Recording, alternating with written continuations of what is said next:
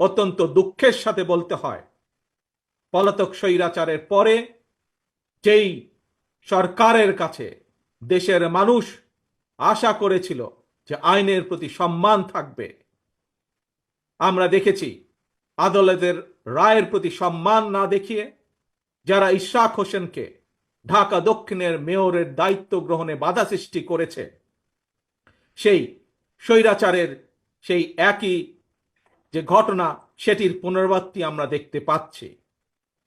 প্রিয় সমাবেশ, আপনাদের কাছে আমার আজকে জিজ্ঞাসা, যারা আইনের প্রতি শ্রদ্ধা দেখায় না, যারা আদালতের নির্দেশকে অবজ্ঞা করে, তাদের কাছ থেকে আমরা কতটুকু সংস্কার আশা করতে পারি?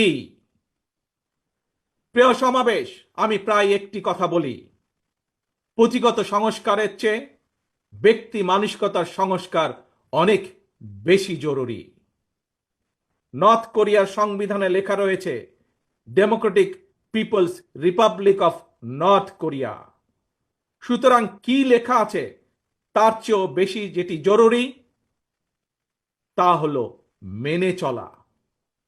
ইশরাকের ক্ষমতা গ্রহণ বা ইশরাকের শপথ গ্রহণে বাধা সৃষ্টি করে আজ আমরা আবারও স্বৈরাচারী মানসিকতার বহিঃপ্রকাশ দেখতে পাচ্ছি।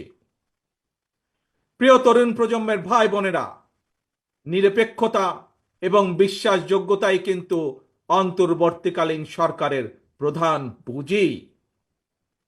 তাই তাদের প্রতি আমাদের আহ্বান থাকবে, তাদের প্রতি আমাদের পরামর্শ থাকবে, জনগণের বিশ্বাস ভালোবাসা নষ্ট হয় অন্তর্বর্তীকালীন সরকারের এমন কোনো পদক্ষেপ নেওয়া ঠিক হবে না।